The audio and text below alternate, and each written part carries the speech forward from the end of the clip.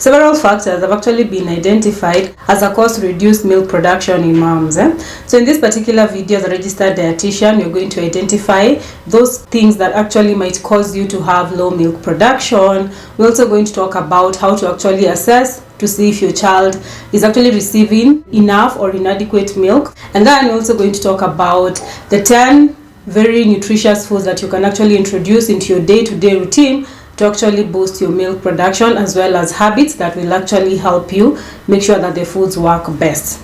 So my name is Lilian Momina. I'm a registered dietitian and I create content on health and nutrition. If that is something that might actually interest you, please click that like button and make sure that you subscribe for more content. So what might actually cause a mom to have low milk production? The first thing that has actually been associated with reduced levels of breast milk production is definitely the stress and the anxiety that comes with new motherhood. After giving birth, everyone is excited about the child, and sometimes moms can feel neglected. And sometimes you might feel the need to actually over-deliver and actually show them that you are a good mom. To just post this video at this particular moment to tell you that you are a great mom. The fact that you carry that baby, you are nurturing it, and you're willing to actually continue with exclusive breastfeeding, that is definitely sign enough that you're a good mom. So do not be too hard on yourself. So anxiety comes in when you feel like, now I am not delivering enough, I am not doing enough, I am not healing enough, my stomach is not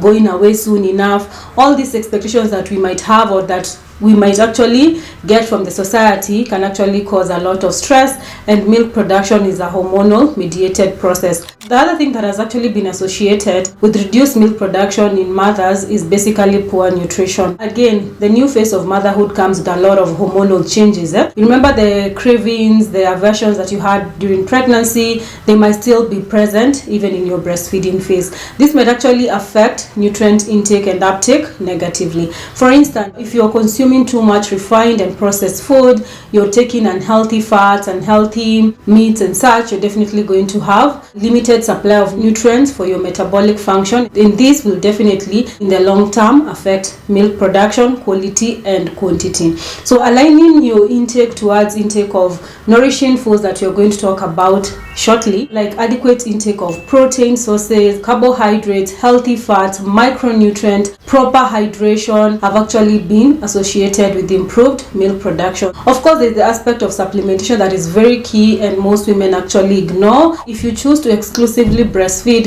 of which I hope you do, because breast milk has tremendous health benefits to you and your baby, so it needs to be adequate. It needs to have enough protein, enough fat, it needs to have enough energy, carbohydrates, enough iron, vitamins, minerals. Unfortunately, if your supply is limiting, your body stores are going to be depleted and you're going to actually suffer the consequences of malnutrition, and this, if not actually worked on, will definitely have an impact on your growing baby. So it is actually advised that you ensure that your nutrition uptake is optimum at all times when you're breastfeeding. When you're doing the exclusive breastfeeding, it aligns with the exclusive breastfeeding needs. When you get into the complementary phase, you also do the same, and you definitely when you're weaning. Again, let me know in the comment section if you have breastfed before, what happened to your weight and actually nutrition and nourishment immediately after you ceased breastfeeding, because I don't think that is talked about. There's a lot of changes that happen to a woman's body, a woman's nutrition and basically physical appearances and such immediately you stop breastfeeding. Another thing that might actually cause you to have reduced milk production is definitely the side effects of medication. Let's say you had elevated blood pressure or blood sugars when you are pregnant, and now you've given birth and you've gone home with some serious medication that you're supposed to be taking up. All this might actually have a negative impact on breast milk production. So sometimes it's okay to look for an alternative while you are on that medication to ensure that your baby does not suffer the consequences of malnutrition. You can try power pumping and store for later use or when you're taking your medication if it is possible.